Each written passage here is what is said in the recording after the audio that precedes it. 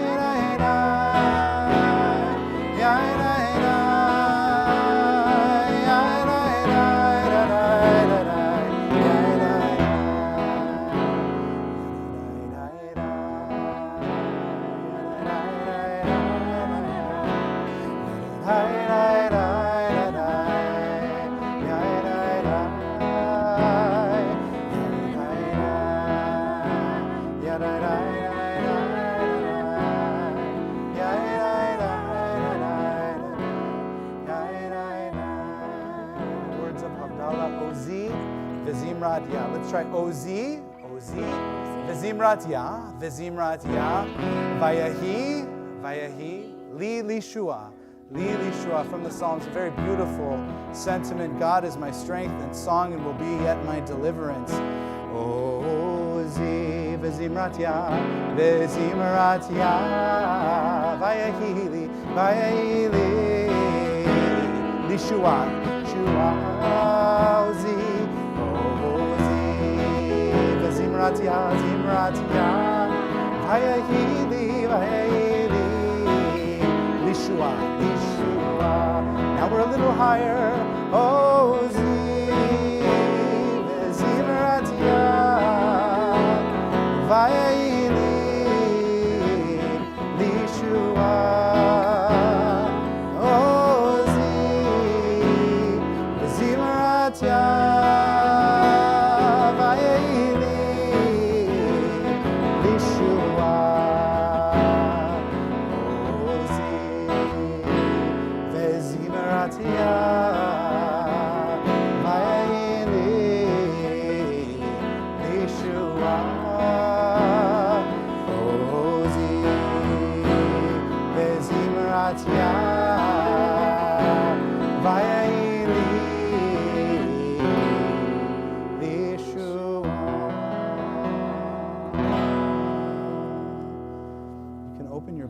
We're on page 612. I would love for our program leaders to please come and join us for the Havdalah blessings. Nancy and David and Karen, if you can please join us as we say farewell to Shabbat and welcome the new week.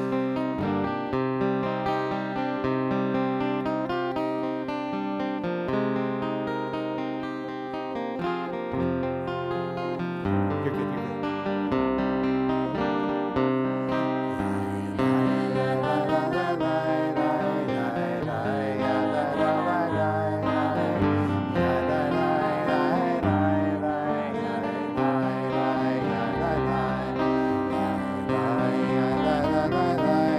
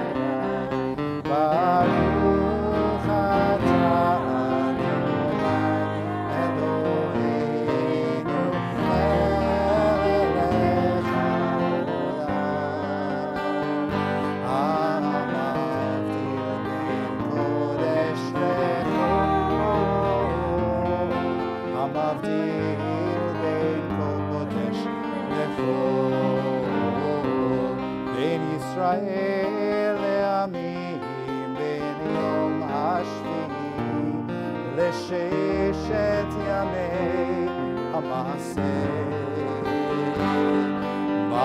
ברוך אתה אדוני, המבדיל בין קודש לחול.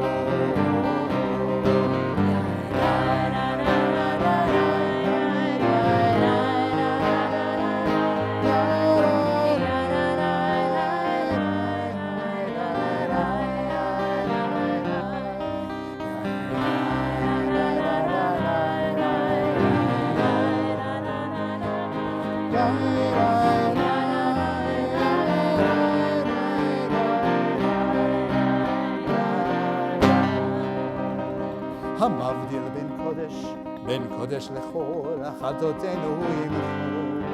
זרענו וחסדנו ירבה כחול, והכוכבים בלילה. שבוע טוב, שבוע טוב, שבוע טוב, שבוע טוב, שבוע טוב, שבוע טוב, שבוע טוב, שבוע טוב.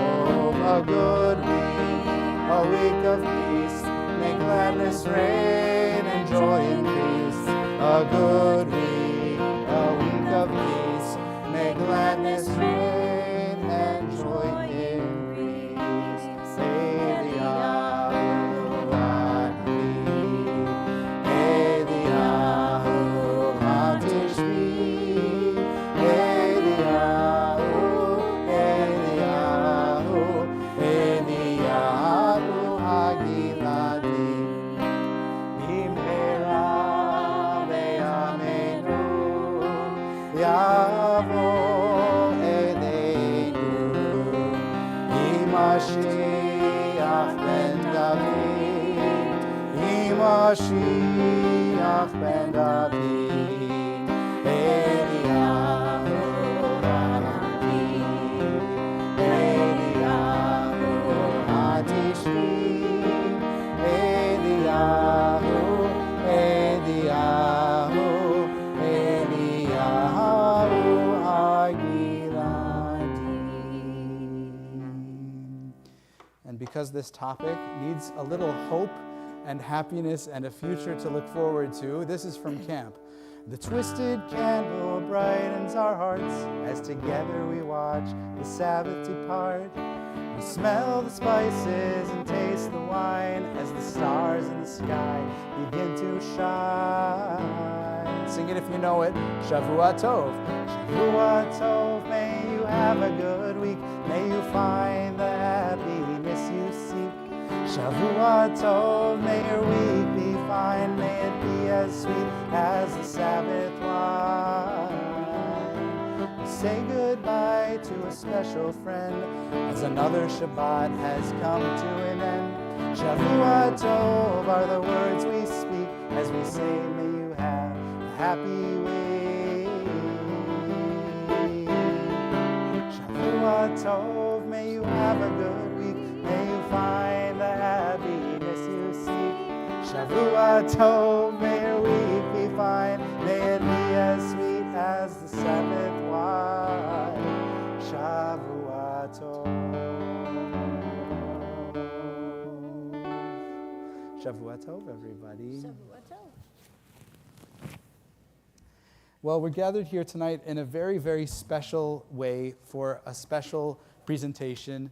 The people who you saw before you, and thank you to our program leaders, are not just here to hold the ritual objects, but they're here because they made this evening possible. So David and Nancy Rosen and Karen Rabinovich, can we please have a round of applause for our program leaders?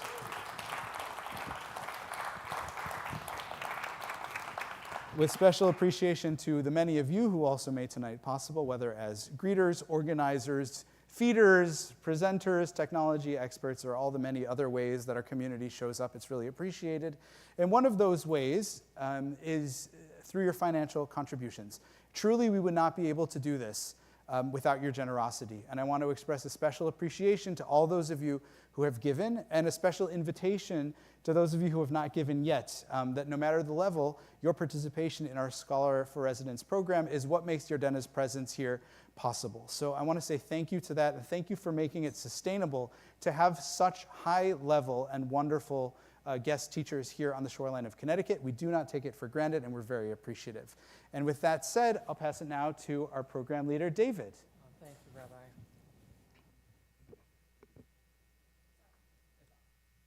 It's on. Good. Get close to it. It's directional. It won't bite me. Shavua Tov, everyone. Thank you for being here, and I echo what the rabbi just said. And thank you so much to Rabbi Moss and Ira and all of you who've contributed so much to making this another memorable Scholar in Residence. Let me just tell you a little bit about what we're going to do over the next 45 minutes to an hour or so. Yardena is going to give a presentation on her book, and then after Yardena gives her presentation, we're going to move into the social hall. So for those of you who attend Shabbat services regularly, you know that after Shabbat services are over, we don't schmooze. We go into the social hall and we do the Kiddush and Hamotzi, and now we're just going to move into the social hall and we're going to do some Q&A. We're just going to do a quick Q&A. It's been a very memorable day, but a long day, and Yardena is also going to do a book signing for those of you who want to buy her book, Ghosts of a Holy War. Thank you to R.J. Julia for being here as a bookseller tonight. So with that, I would like to introduce Lee Sander, who is going to introduce Yardena this evening. Lee. Thank you, David. Good evening. So it's my pleasure to welcome you to tonight's session of our Scholar in Residence Weekend. We're honored to have with us Yardena Schwartz, an award-winning journalist and Emmy-nominated producer who's reporting from Israel and across the Middle East, has appeared in the New York Times, the Wall Street Journal, Time, National Geographic, and many other publications. This evening, Yardena will speak about her new book, Ghosts of a Holy War, a powerful exploration of the 1929 Hebron Massacre, and how its legacy continues to shape the Israeli-Palestinian conflict today. As David was saying, she'll speak for about 45 minutes, then followed by an open Q&A session back there. And afterward, please join us for refreshments and conversation in the social hall. And with that, please join me in warmly welcoming Yardena.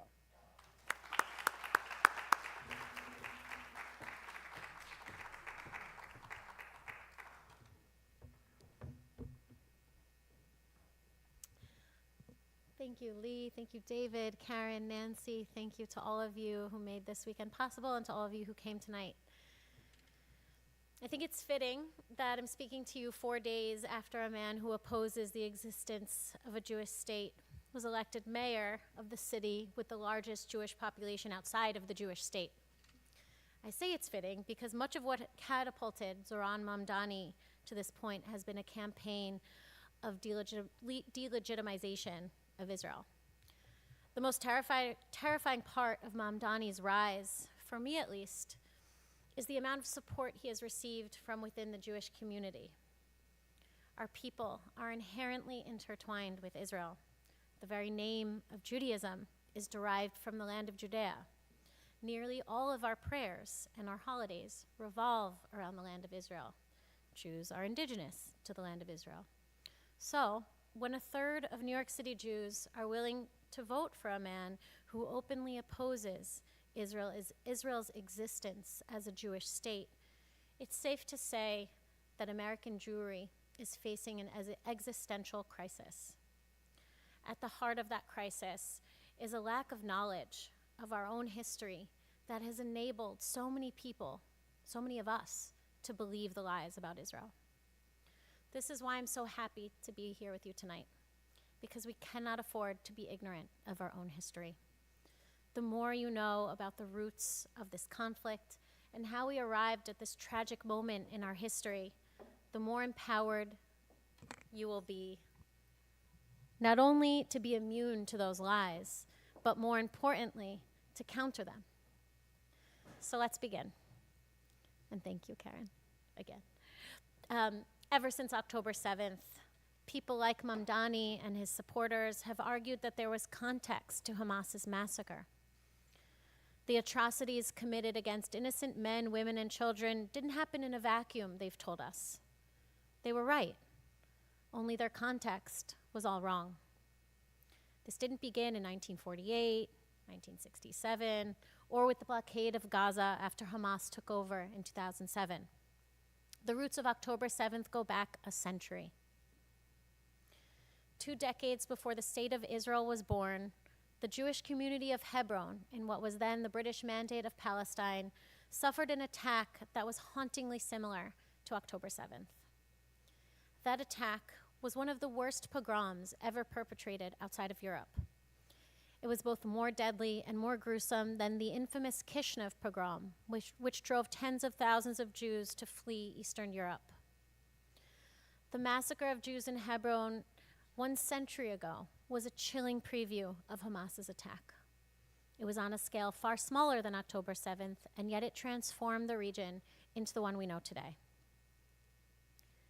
The 1929 Hebron massacre was ground zero of what was and remains a holy war.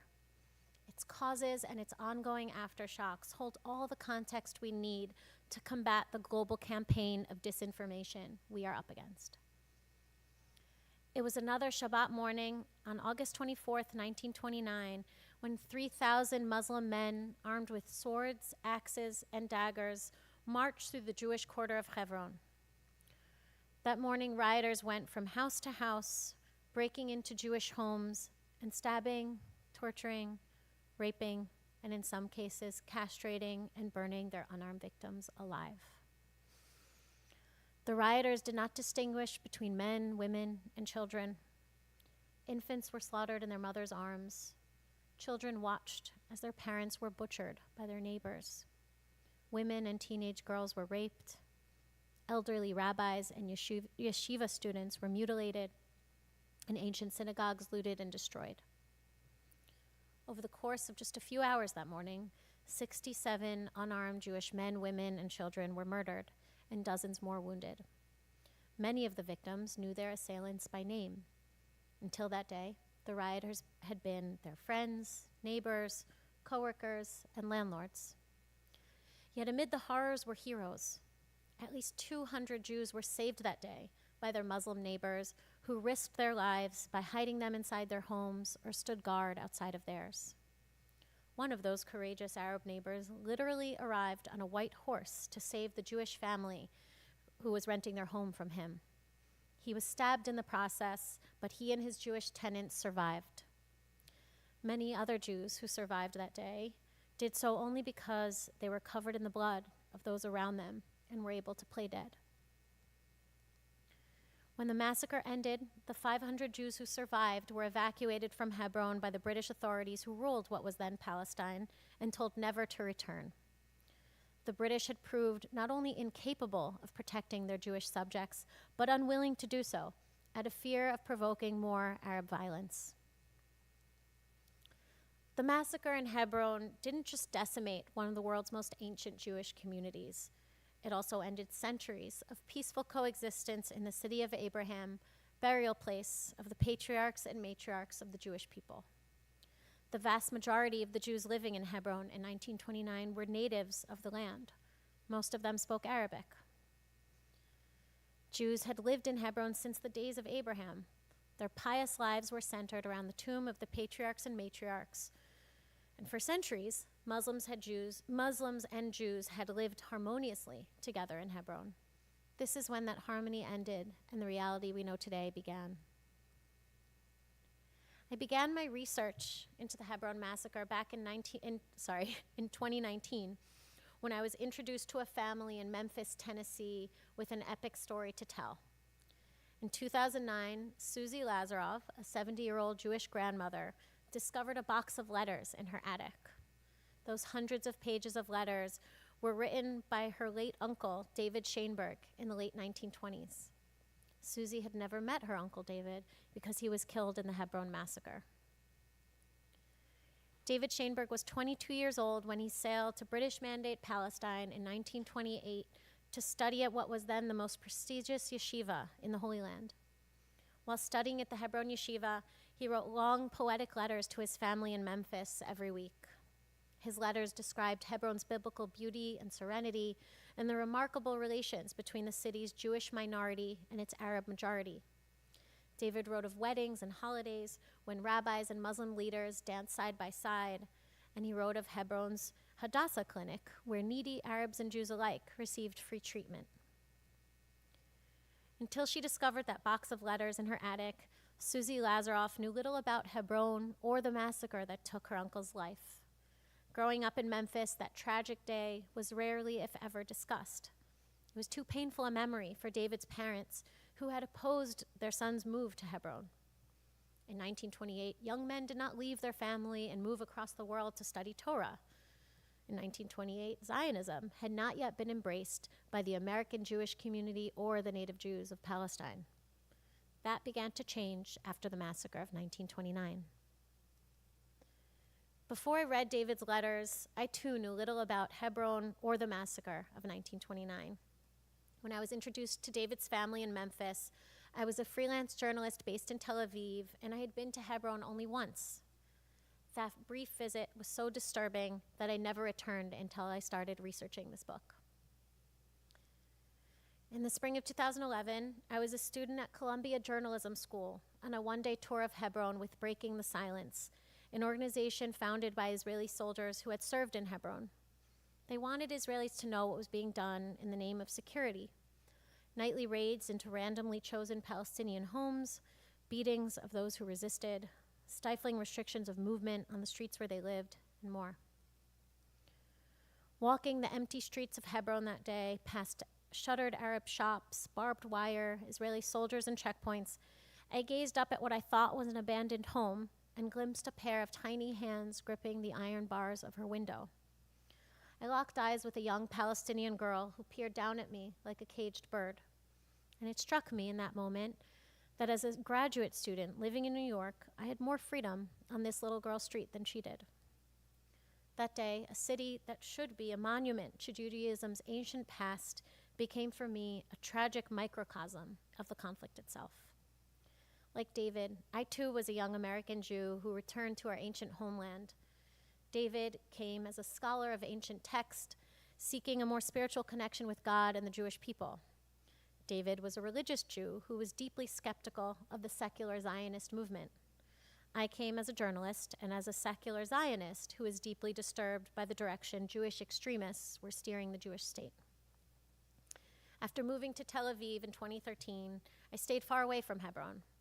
And then, in 2019, after reading David's letters, I embarked on a journey to discover how Hebron, the biblical cradle of our people, had become the deepest wound of this conflict. I wanted to understand why the return of a persecuted people to our native land had led to the misery of another people who feel their homeland has been stolen from them. Did it need to be this way? Over the course of the next 3 years, I spent hundreds of hours with Israelis and Palestinians in Hebron, and those conversations led me to understand why this conflict persists and why every peace effort has failed. And no, it didn't need to be this way.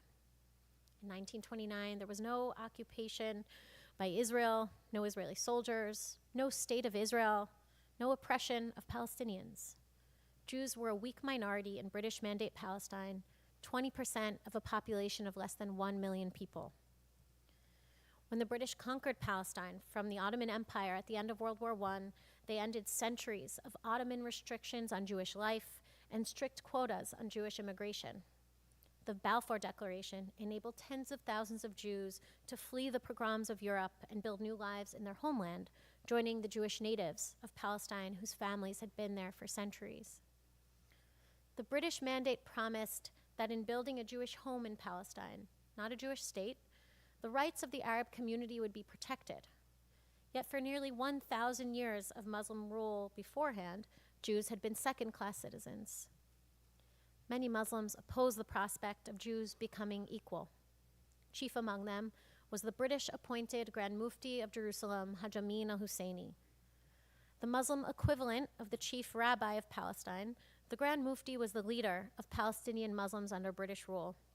He was also the father of the Palestinian national movement. What led to the riots of 1929 was a campaign of propaganda he unleashed to quiet dissent and criticism from his own people. Ever since his appointment by the British in 1921, Husseini had faced accusations of corruption, nepotism, and misappropriation of religious funds.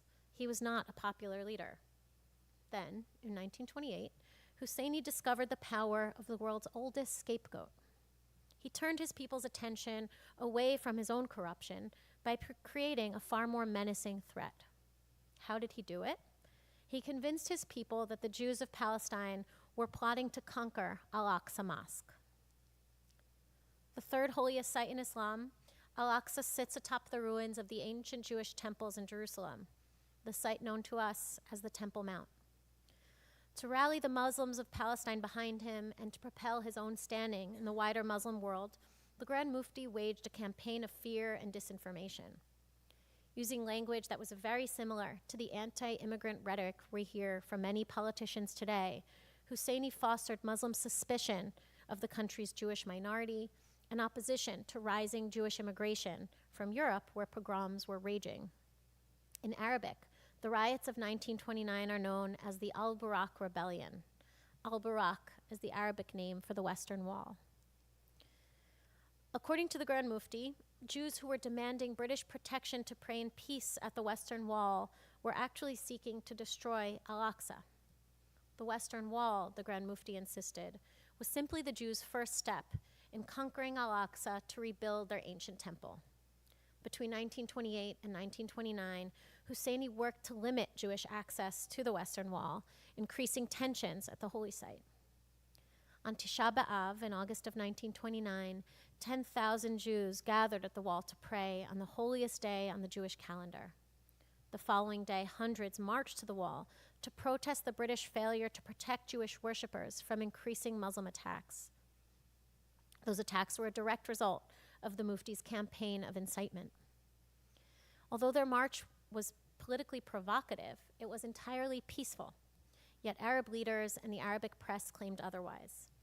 According to them, the Jewish marchers had attacked Muslim men, raped Muslim women, and cursed the Prophet Muhammad. None of that was true, but the truth had become irrelevant. In sermons at Al-Aqsa Mosque on August 23, 1929, imams called on the faithful to defend Islam and Al-Aqsa with their blood. Armed worshippers flowed from the mosque and down to the Old City, where they attacked Jewish passersby and set fire to Jewish businesses. The riots quickly engulfed Palestine, reaching nearly every Jewish community.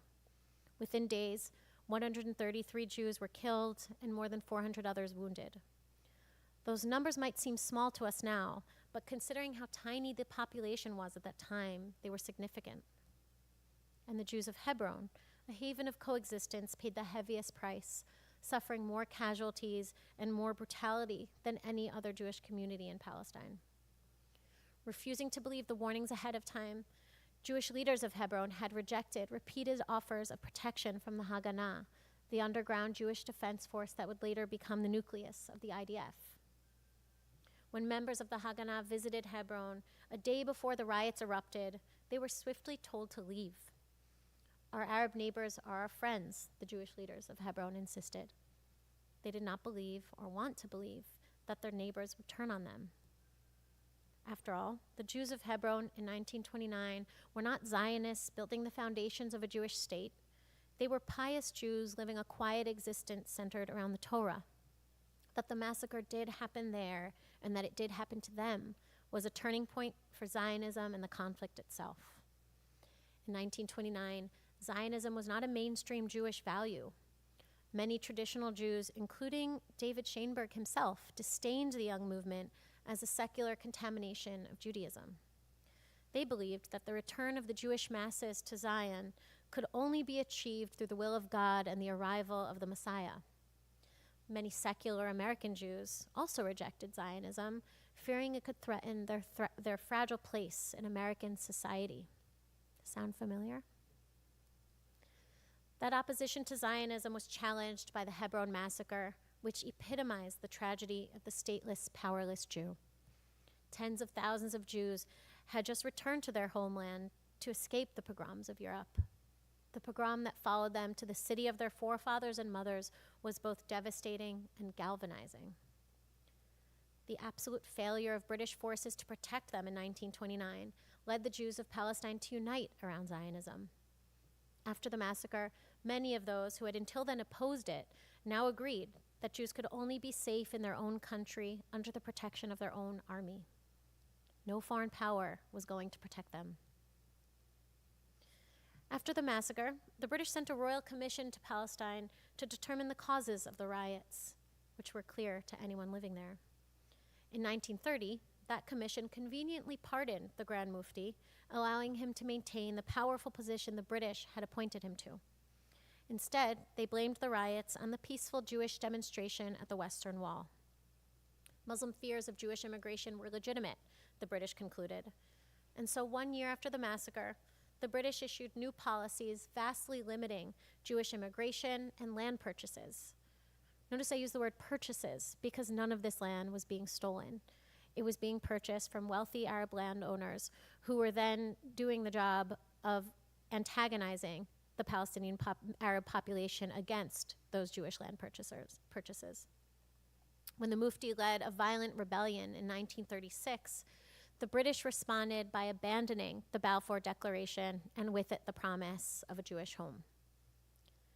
Against the backdrop of Nazi persecution, the Jews of Europe were essentially banned from entering their homeland. Both during and after the Holocaust, tens of thousands of Jewish refugees who arrived on the shores of Palestine were either sent back to Europe or detained in British internment camps in Palestine and in Cyprus. It was only after his violent rebellion killed a British official in 1937 that the British finally decided to arrest the Grand Mufti and strip him of his powerful positions. Yet he fled the country and allied himself and his cause with Adolf Hitler. Throughout World War II, the Grand Mufti was lavishly paid by the Nazi regime as its leading voice in the Arab world. Living in a Nazi-financed estate in Berlin from 1941 to 1945, the first leader of the Palestinian people led the Arab branch of the Nazis' Ministry of Propaganda. He issued Arabic radio broadcasts of Nazi propaganda throughout the Arab world and recruited tens of thousands of Muslims to fight for the Nazis. Husseini toured concentration camps, befriended the architects of the final solution, and even oversaw a failed Nazi operation in Palestine. The goal of that operation was to establish a Nazi communications base and to poison the drinking water of Tel Aviv. Thankfully, that operation failed miserably. When World War II ended, the Grand Mufti was wanted for Nazi war crimes and placed on the UN's list of Nazi war criminals. Yet once again, he fled, first to France, then Cairo, eventually settling in Beirut, where he declared jihad against the Jews of Palestine. His apprentice in that jihad was his cousin Yasser Arafat.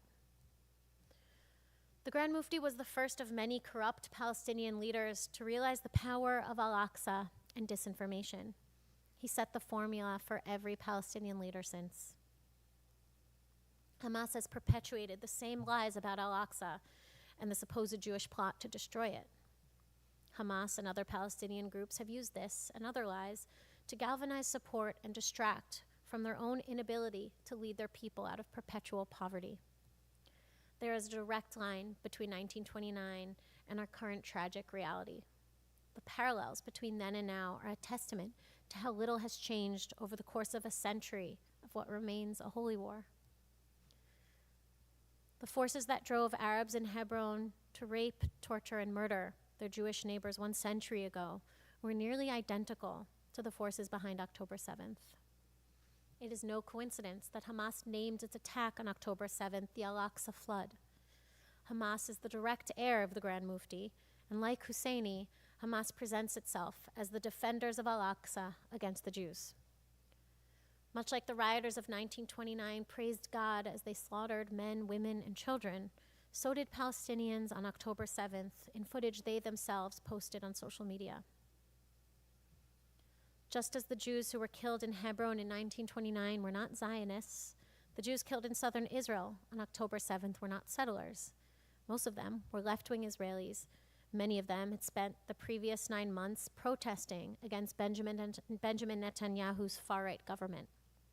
Many of those killed and kidnapped that day were peace activists who had dedicated years of their lives trying to help Palestinians in Gaza.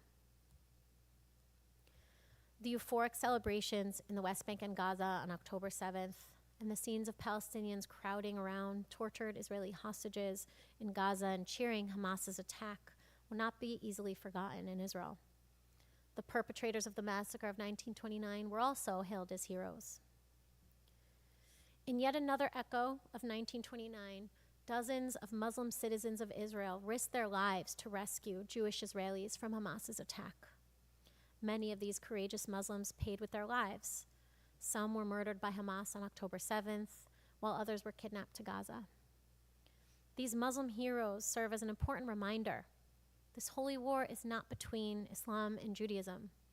It is between those who weaponize religion and glorify violence and those who seek peace. In the immediate aftermath of October 7th, people around the world simultaneously denied the facts of Hamas's attack and blamed Israel for the massacre. The atrocities of 1929 were also denied by Arab leaders and blamed on their Jewish victims. The Arabic press falsely claimed in 1929 that Jews had initiated the violence in Jerusalem and that yeshiva students in Hebron had killed their fellow Jews to raise funds from the diaspora. The difference between then and now was that in 1929, the international community did not believe these lies and denials. In newspapers like the New York Times, lies were presented as lies. Newspapers and the journalists they employed did not attempt to justify the massacre of 1929. On August 26th, just 2 days later, 35,000 people marched through the streets of Manhattan to protest the riots and the British failure to protect the Jews of Palestine. Similar protests were held around the world. Meanwhile, in cities across America, on October 8th, 2023, protesters marched in support of the massacre and its perpetrators. Even then, there were false accusations of genocide. Many politicians and news organizations have described these protesters as anti-war or pro-Palestine, yet many of them express support for a group that has rejected peace at every turn and whose endless war against Israel has brought nothing but death and destruction upon the Palestinian people. Hamas's rejection of Israel's existence goes back to the Grand Mufti, who rejected the first two-state solution in 1937 when it was presented by the British. He did so again in 1947 when the UN voted to partition Palestine into an Arab state and a Jewish state. Palestine could have gained independence for the first time in its history. After all, Palestine had never been free or independent. It had always been ruled by foreign powers. That could have changed in 1947. Yet while the Jewish leaders of Palestine embraced the UN partition plan, the Grand Mufti in every single Arab state rejected it. The Mufti declared jihad and established the Army of the Holy War. 1,000 Muslim members of the Waffen-SS, men the Mufti had recruited during his time in Berlin, joined that holy war in Palestine. The day the British left Palestine in 1948, the armies of Egypt, Jordan, Syria, Lebanon, and Iraq invaded the newly born state of Israel. We all know how that war ended. This is what Israelis consider their Independence Day and what Palestinians call the Nakba, the catastrophe, when some 700,000 Palestinians became refugees in that war. Yet imagine what could have been if the Mufti and other Arab leaders had embraced and agreed to 2 states for 2 people rather than declaring jihad. The Mufti's political descendants have rejected every 2-state solution since then. When Israel's offer of a Palestinian state in 2000 was rejected by Yasser Arafat and followed by 5 years of suicide bombings, many Israelis concluded that Palestinians were not interested in peace. And yet, Israel made an even more generous offer in 2008. Once again, that offer was rejected, this time by Mahmoud Abbas. While this commitment to violent resistance has enriched corrupt Palestinian leaders beyond their wildest dreams, it has made life for the Palestinian and Israeli people ever more hopeless and the prospects for peace ever more distant. The violent rejection of peace by Palestinian leaders is precisely what has created the restrictive policies so many innocent Palestinians suffer from. The massacre of October 7th and the widespread support for that massacre among Palestinians has now convinced even left-wing Israelis that there really is no partner for peace. Throughout the history of this conflict, violent resistance has always only led to more devastation for Palestinians themselves. I began writing Ghosts of a Holy War 4 years before October 7th, and not once did I fathom that anything even remotely similar to what happened in 1929 could happen again in my lifetime. The fact that it did, and that it is being justified by millions of people around the world, proves that the actual history of this conflict has been ignored for far too long. My hope in writing this book is that it will no longer be ignored. Thank you.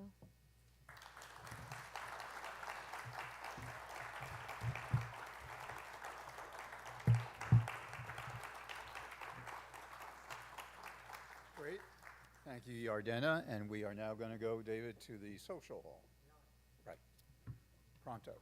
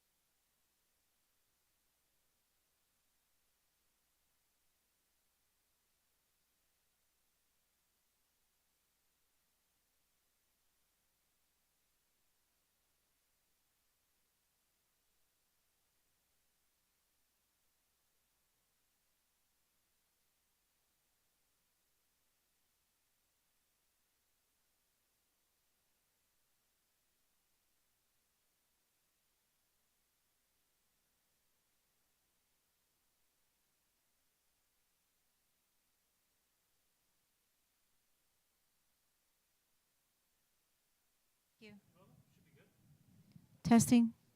Testing.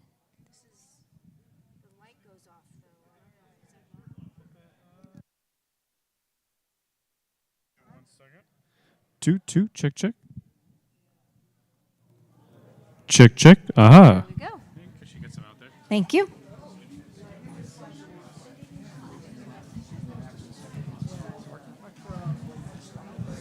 All right, while everyone's getting refreshments, also think about questions that you want to ask. At your tables are note cards and pencils. If you would please, if you have a question, write it down on the note card, Check, check. and we'll begin in just a couple of minutes. This is also working now. They are both.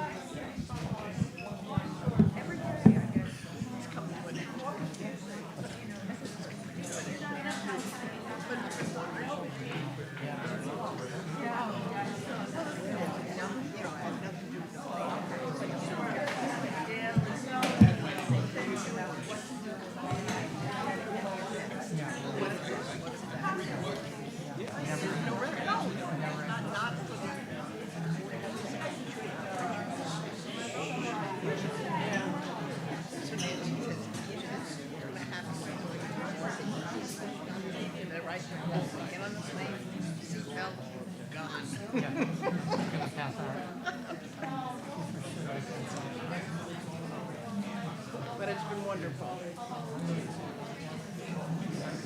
You have your questions in.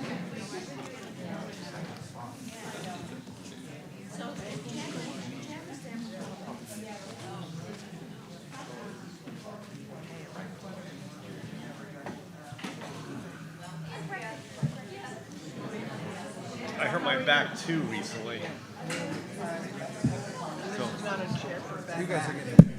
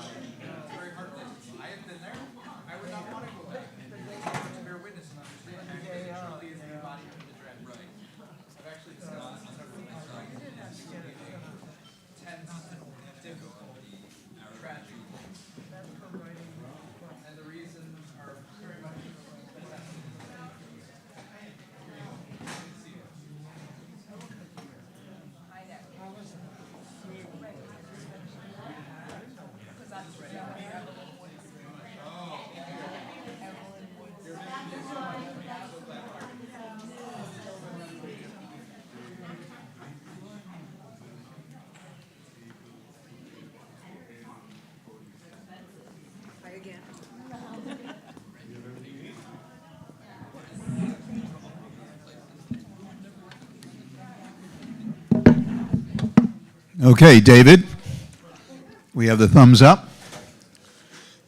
We have reconvened here. So we're going to be taking the questions. You have the little the pieces of paper in front of you, pens. So I think Karen is supposed to be bringing me them.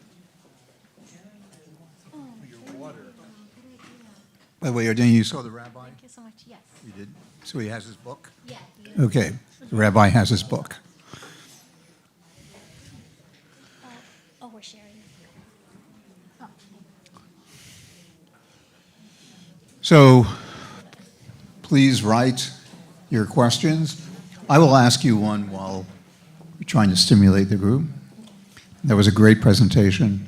Just curious, your perspective on some of the, and we were just chatting earlier about some of the American Jewish organizations, and whether you have any thoughts about how they can be constructive in trying to move things along, whether that's J Street on one side of the spectrum, the Anti-Defamation League, and others. Do you think they have, what role, what comments do you have about AJC, so on and so forth?